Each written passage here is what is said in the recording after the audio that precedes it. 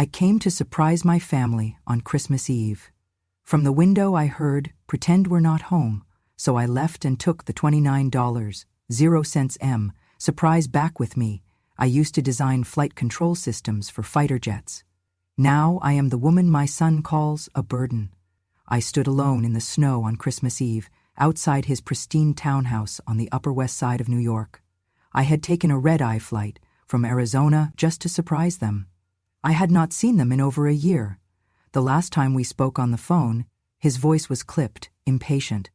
"Mom, things are hectic right now. We will call you once things settle down." But they never did. Not for birthdays, not for Thanksgiving, not even when my arthritis flared so badly I could not hold a fork. I brought a small red suitcase. Inside it, I packed handmade cookies, a scarf I had knitted for my granddaughter, and a single manila folder, the one that held the deed, the transfer papers, and the investment certificates worth $29.00. It was not a gift I planned to announce with fanfare. It was going to be a quiet blessing, just like the decades I spent making sure they had everything they needed. The snow was light but biting. I wore my heaviest coat, but the cold still reached the bones. I stepped up to the door and pressed the bell. The chime echoed once. I heard laughter from upstairs, the clink of glasses, music playing softly. A child giggled. Then the voices. A woman's voice first. My daughter-in-law. "Who is that? Did you invite someone else?" Then my son. I knew that voice. Even behind the closed window, I could still hear every word. "Pretend we are not home. I cannot take it tonight. My mother acts like she still has some place in this house, like she still matters." There was a pause. "Just mute the bell, close the blinds. She will go away." I did not move. My hand was still on the handle of my suitcase. My legs trembled, not from the cold, but from the weight of those words. A moment later, the music grew louder. I heard the blinds being drawn, the porch light turned off. The house, which had been full of light and warmth just seconds earlier, now looked cold and dark from where I stood. For a brief second, I considered ringing again. Knocking. Maybe one of the grandkids would recognize me, open the door with a smile, wrap their little arms around me. But I knew better. This was not the first time I had been dismissed. Just the first time it was so blunt, so public, and so final. I turned around slowly. My boots crunched against the snow as I stepped down onto the sidewalk. I felt the wind pick up just as I reached the gate. The red suitcase tipped slightly, and the top flap opened. A corner of the manila folder poked out, the edge of a legal document fluttering in the wind. I knelt to close it, and as I did, I paused. That folder was meant to change their lives. $29 million earned, invested, reinvested, and protected by a woman they had come to call irrelevant. I had planned to hand it to my son that night. No ceremony, no speeches. Just, "This is yours. Use it wisely." But not anymore. I stood again, zipped the suitcase tight, and walked down the street. My breath fogged in front of me, but inside I no longer felt the cold. I felt something else entirely. I felt clarity. They thought I was old, disposable, powerless. But they forgot something. The quietest person in the room is often the one who remembers everything. And I remembered everything. I remembered the sacrifices. I remembered the nights I stayed up until dawn writing code. Back when computers filled entire rooms and the military refused to believe a woman could contribute to defense technology. I remembered carrying him to the hospital when he broke his arm, while his father drank himself into another stupor. I remembered skipping meals so he could attend science camp. And I remembered how proud I was when he became an engineer. I thought, he inherited my mind, my fire. But I was wrong. He inherited my fire, yes, but not my heart. They called me a burden. They forgot who built the bridge they walked on. They forgot who taught them how to cross. I did not cry as I walked. Not that night. Tears would have been wasted. Instead, I pulled out my phone, booked a room at a quiet hotel near Central Park. I ordered soup, a soft bed, and silence. And before I slept, I took the folder from my suitcase and set it on the desk beside me. I looked at it long and hard, and I whispered to myself, it is still mine. And now I get to decide what kind of legacy it will become. Outside, the city glowed with lights and joy. Inside, A grandmother slept peacefully for the first time in years, knowing that the people who shut the door on her had just shut the door on everything they never knew they needed, and she was finally free. They never asked what I did before I became a mother. It was as if I only began existing the day I gave birth, as if the woman I was before had evaporated into the ether the moment I held my baby boy in my arms. But I remember her, I remember me. I was 22 when I was accepted into a classified government program focused on computational systems for military aircraft. It was 1962. I was one of only 3 women in the room, and the only one not assigned to secretarial duty. My professors had vouched for me. They said, "She doesn't speak much, but when she does, you'd be wise to listen." I wrote my first flight algorithm by hand, on lined paper, with a mechanical pencil. There were no modern monitors, no keyboards. We coded with punch cards and stacks of paper taller than we were. I used to sit for hours mapping equations for angle correction in supersonic speed adjustments. It was math that could make or break a jet's mission. 1 decimal off and a pilot could be dead. I was good. No, more than good. I was precise, relentless, quietly exceptional. By 24, my work had been integrated into the early radar feedback systems on U.S. fighter jets. But no one outside the lab would ever know. Our names were not printed, and we were told not to speak of our contributions. Secrecy was part of the job, and I accepted it. I believed I was helping protect something bigger than myself. Then I got pregnant. I still remember the meeting. A man in a gray suit, 20 years older than me, looked down at the swelling of my belly and said, "You will need to step away. A woman in your condition cannot be around this equipment." "What if you faint? What if the stress affects the child?" I asked, "What about my clearance?" He folded his arms. "You'll be suspended. Temporarily. We'll reevaluate after the birth." They never reevaluated. Once the baby came, the badge never came back. My security access was revoked, my name taken off the rosters. I was thanked for my service and told to be proud of being a mother. As if one role canceled out the other. I left quietly. I did not fight it. There was no system in place for women like me to fight anything, and I told myself, "It's okay, you can do both. You will raise him to carry the torch. He will know who you are." But he never did. When my son was 3 months old, I sat at the kitchen table with my old slide rule, helping a neighbor's boy prepare for a math competition. I had to pretend it was just a hobby. When he turned 1, I baked a cake with the same hands that once programmed the speed of descent for an F-4 Phantom. I wrote hundreds of thousands of lines of code in my youth. But after my son was born, the only thing I wrote were grocery lists. No one ever asked if I missed it. No one even imagined I had once been anything else. And I let them forget. My husband suffered a stroke at 50. I became his nurse. My mother-in-law developed dementia. I became her guardian. The house became a silent ward, and I am the quiet caretaker. Every beep from the medical machine, every unsaid resentment settled into my spine like bricks. Still, I carried on. When the school cut math classes, I pulled out my chalkboard from the garage and taught my son myself. Night after night, we sat at that dusty board while I showed him how to break down algebra like it was a second language. He had talent. Not my precision, not my hunger, but enough. I thought he saw me.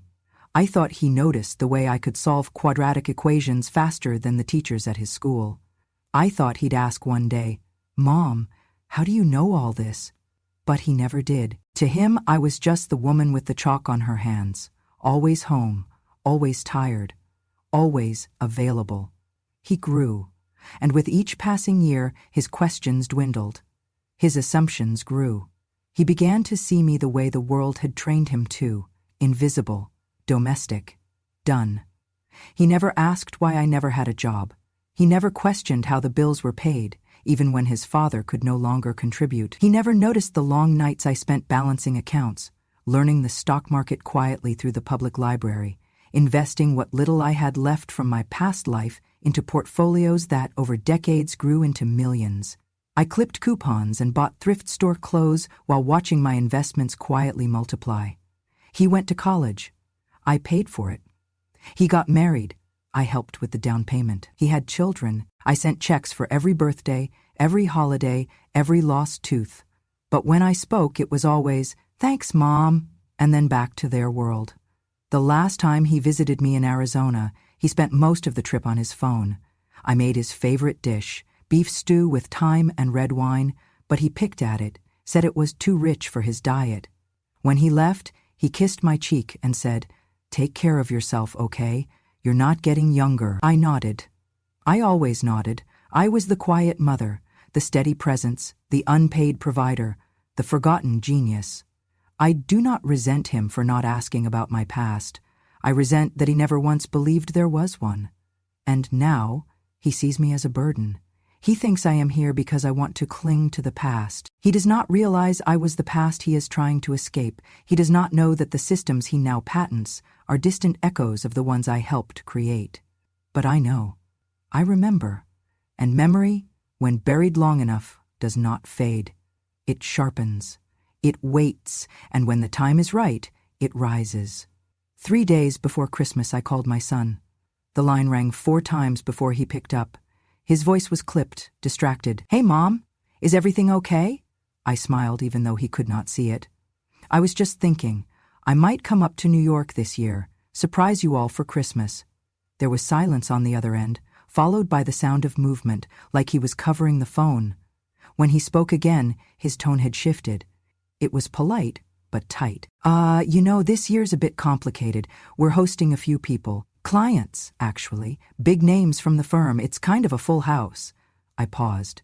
"I can stay in a hotel nearby. I just thought maybe I'd drop by on Christmas Eve, bring the kids some treats."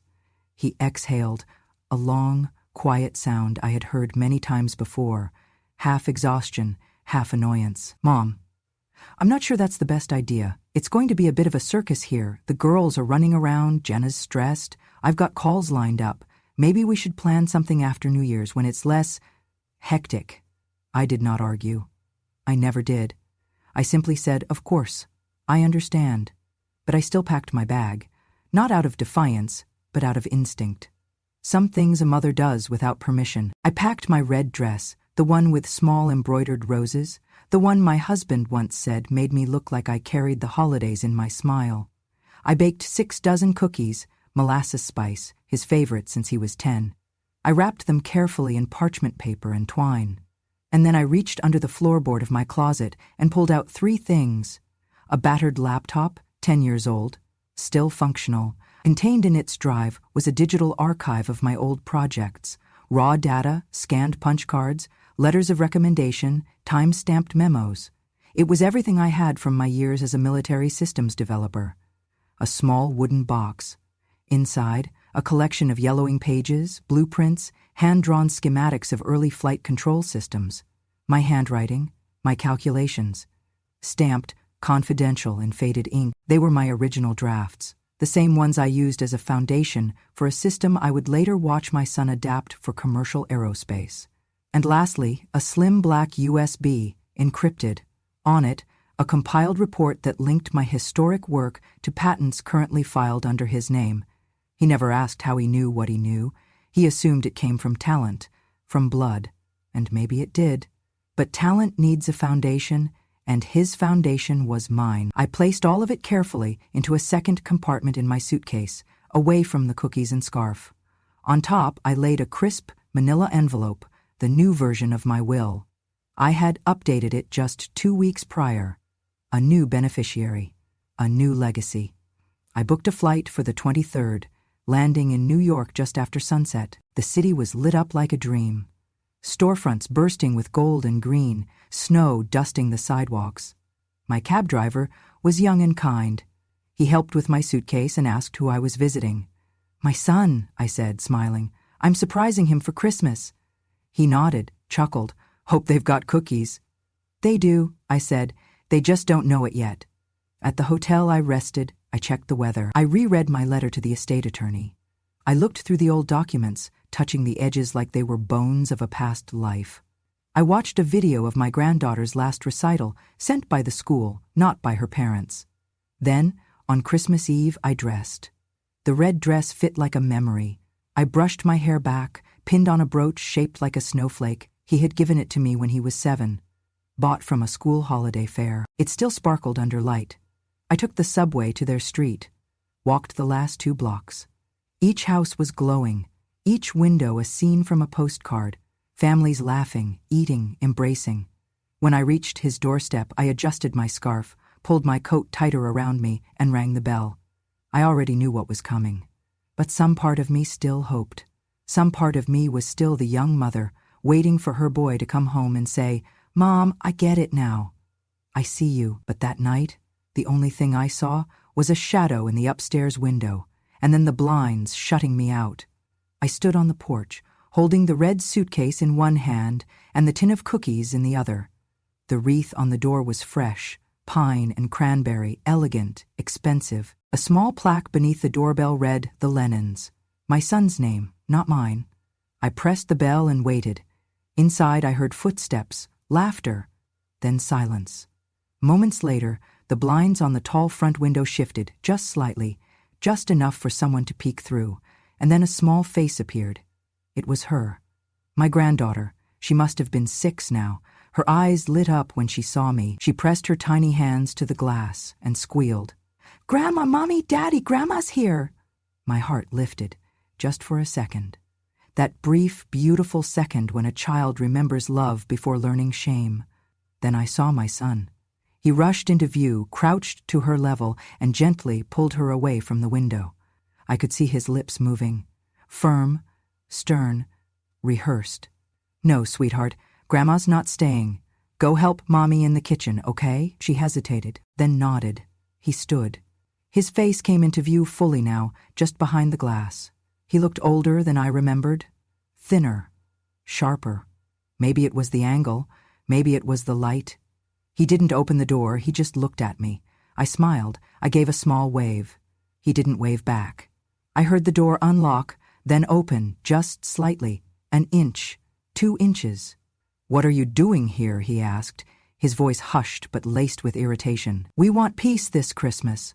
I opened my mouth to answer, to say, "I brought cookies," or "I missed you," or even just "hello," but I never got the chance. Jenna, my daughter-in-law, appeared behind him. She was dressed in a shimmering cocktail dress, holding a wine glass. "Oh," she said flatly, "hi, we weren't expecting—" She didn't finish the sentence. I nodded. "I just wanted to surprise the kids." Jenna glanced toward the living room. "We've got guests, clients from Ethan's firm, big names. It's not really the best time." "I won't stay," I said quickly. "I just thought maybe I could drop these off." I lifted the tin of cookies. She didn't take it. My son turned to her, whispered something I couldn't hear. She looked back at me and smiled, a smile like froth. "Mom, you're here. You should understand. We have important guests. You shouldn't make things difficult for us." I held still. I wanted to say, "It's just 5 minutes. I'll sit in the corner. I'll be invisible." But then my son said something that stopped me cold. "Just act like she is not there. She's used to being invisible anyway." He said it as though I wasn't there, as though I had always been the inconvenient background noise of his life.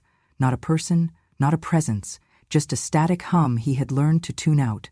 That was when I realized he had not just grown up. He had outgrown me. He thought I belonged to a part of his life he had outlived, like a toy or an accent. I looked down at the cookies in my hand, then up again. They were already shutting the door. No goodbye, no thank you, no Merry Christmas, just the soft click of a lock turning in place. I stood there for a moment, unsure of what to do. The wind picked up, swirling snow around my boots. I turned slowly, walked back down the steps, my shoulders straight, my heart breaking with every step. At the bottom of the walkway I stopped. I turned back to look one more time. Behind the curtain, I saw the flicker of movement. Laughter. Toasting glasses. Music starting again. They had gone back to their party. Back to their lives. As if I had never been there at all. So I walked away. Not quickly, not angrily, just finally. 3 days after Christmas, I sat alone in my hotel room, sipping chamomile tea and staring out the window as soft snow fell over Central Park. The red suitcase rested by the door, untouched since the night I left their doorstep. On the desk beside me sat my old laptop. Humming gently, the screen opened to a blank email draft. I had not slept much in the nights following their rejection. Not because of heartbreak, I had already buried that years ago, but because my mind was awake in a way it had not been for decades. There was clarity now. Precision. A cold, sharp purpose. I opened a folder labeled Trinity Archive. Inside were scanned documents, memos, hand-drawn schematics, blueprints I had created with my own hands. Some dated as far back as 1963. All of them bore my name, my calculations, my signature. I scrolled through images of radar loop configurations, angle correction models, and a particular system optimization equation I had once scribbled on the back of a sandwich wrapper. I recognized that formula because I had seen it again, almost word for word, on a patent my son had proudly shared in an article last year. He had built his company on it, rebranded it, monetized it, without once mentioning me. I opened a second folder labeled Proof. This one held comparative documents, my original schematics versus the modern ones registered under his company. Even a child could see the lineage. The structure was identical, the equation roots unchanged. He had not created a new system, he had modernized mine. I minimized the windows, took a deep breath, and opened my contacts. There she was, Helen Morris. We had met in 1961, two of the only women in our cohort. She had gone into science journalism while I dove into defense. She had spent the past 40 years writing exposés on scientific ethics and academic misconduct. We had not spoken in years, but I remembered something she once told me in a cafeteria back in Cambridge. Truth always waits for the right moment, and when it arrives, it cuts cleaner than any blade. I typed, "Dear Helen, I do not know if you remember me, but I have a story, and this time I am ready to tell it." I attached the files, the documents, the comparisons, the encrypted USB contents. I ended the email with one line: "He took my work, my silence helped him build it, but now I am done being quiet." I hit send. 48 hours later, I received a reply. Helen wrote, "I remember every word you ever said to me. I've just spent the last 10 hours going through your files. What you have here isn't just a story, it's history. Let's make it loud." The story went live on New Year's Day. Front page of the Science and Tech section. The mother of flight control, how a forgotten female engineer was cut from her own legacy. Subheading, "She designed it, he patented it. Now the truth is coming home." Within 24 hours, the article had over 2 million views. By the third day, it made the front page of the Sunday Times. The article detailed my original contributions to the early radar and flight control systems. It laid out the timeline of my government clearance, my forced resignation upon pregnancy, and the quiet decades that followed.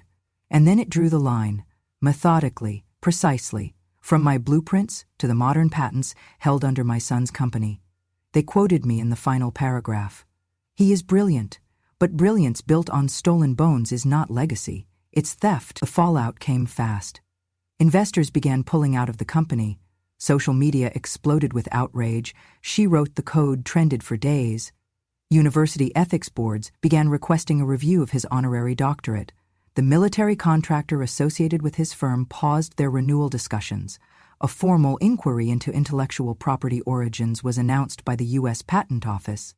And then came the letter, a formal summons to appear before the Scientific Integrity Board for a hearing on ethical violations and potential fraud. My son was stunned. He issued a carefully worded public statement about admiration for his mother's past and possible misunderstandings in historical documentation, but it was too late. The genie was out of the bottle, and this genie wore glasses and carried blueprints. I watched it all unfold from a quiet corner of the world. No press conference, no public feud, just one woman, one room, and a truth long overdue. I did not gloat, I did not scream. I just smiled, because I knew the loudest revenge is the one whispered in proof, not rage.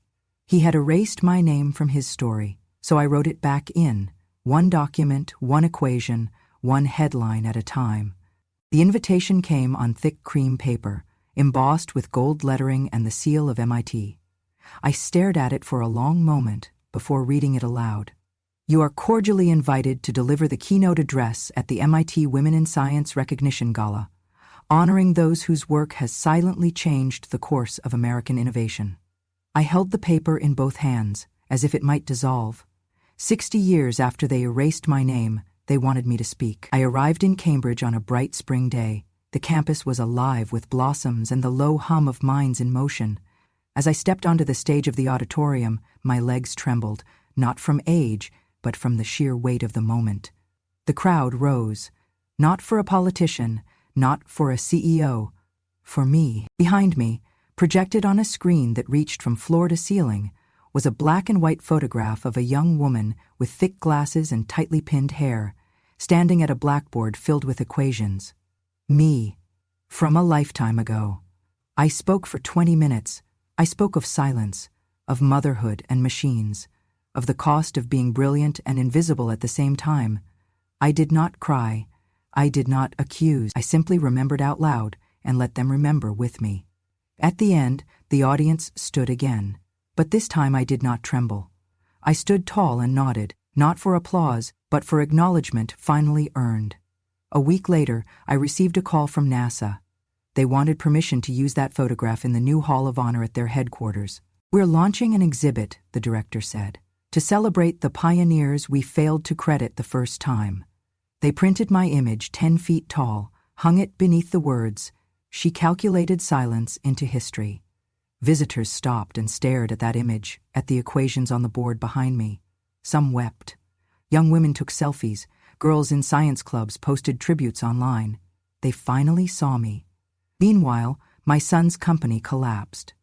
After the hearings, after the exposés, after the lawsuits, no investor would touch them. Contracts were voided, his top engineers left. Then came the lawsuit, a class action filed by shareholders, alleging willful deception and intellectual property theft. Depositions revealed emails that referenced my notes, my name, my work. He had known. He had always known. His defense team crumbled. Eventually, he resigned from the board to protect the company's remaining dignity, though there was nothing left to salvage. He disappeared from the press. The man once lauded on magazine covers now avoided airports where the headlines still looped on screens. Then came the final twist. The STEM equity fund I had quietly helped build after the article went viral, the Trinity Foundation, began accepting grant proposals for new engineering research. The foundation, named for the file that had once lived silently in my laptop, was fully endowed from the very fortune I had once intended for him. His name appeared among the applicants. He had submitted a proposal, a technical design, a funding request for a fraction of what I used to keep in savings just for him. My board reviewed the file. Quietly, they passed it to me. I flipped through the proposal, clean, intelligent, but it stank of desperation. In the final review notes, under recommendation, I wrote one sentence: rejected. Applicant does not meet the foundation's standard for academic integrity. It was not vengeance, it was simply truth. He had burned the bridge, and now he stood at the riverbank, wet matches in his hand, wondering why no one came to ferry him across.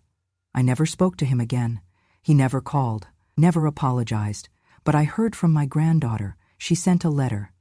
She said, "Grandma, I read about you in my science class. I didn't know you were so amazing." I wrote back. I said, "Now you do." She responded with a picture she had drawn, a girl at a chalkboard, glasses on, hair up, smiling. I keep it in a frame beside my bed. Some days, I wonder what life would have been if they had just opened that door. But most days, I'm glad they didn't, because when they shut me out, they set me free, and now my name is written where it always belonged, in history, in legacy, and this time it will not be erased. 1 year later, almost to the day, I found myself back in New York, not at their house. That door was closed forever, and I had long stopped wondering what might be behind it. No, I was there at the invitation of the Metropolitan Science Archive, where a new exhibit had just opened, Women Who Engineered the Future. My story had a wing to itself. They flew me out first class this time. My name was spelled correctly on everything. At the ribbon-cutting ceremony, a young woman approached me. She had tears in her eyes. She was maybe 30. Engineering badge on her coat, she said. "I changed my thesis because of you. I didn't know women like you existed." I smiled and said, "We always existed. They just did not write us down." That was the theme of the year, being written down, in museums, in textbooks, in podcasts and panels and award ceremonies, where they now knew better than to overlook the grandmothers of innovation. One publication named me Silent Trailblazer of the Year. Another printed a spread of my handwritten equations side by side with the modern systems derived from them. For the first time, the world was reading my name without parentheses. Back home, my days were quieter. I had started teaching again, not in a classroom, but at the local community center. Just a group of older women, most retired, some recently widowed, all curious. We met every Wednesday for Engineering for the Eclipsed. That was their name for it, not mine. They wanted to understand what had been taken from them, what they had been discouraged from loving: math, code, machines, ideas. And each time one of them grasped a concept, their face lit up like a girl discovering she could speak a language she had been told was foreign to her. We cried often, not from frustration, but from awakening. And each week, I felt a little more complete, until one afternoon, as I was packing up, a woman lingered at the door. She looked hesitant, pale, her purse clutched too tightly. "I'm sorry," she said. "I didn't want to interrupt. I recognized you. From the news? From the gala?" I nodded, smiling politely. She stepped closer. "You don't know me, but my husband worked with your son." Ah, there it was, the past knocking again. "I won't stay long," she said. "I just thought you should know. They're divorcing, your daughter-in-law and him." I blinked. "I see. There were a lot of things," she added, voice softening.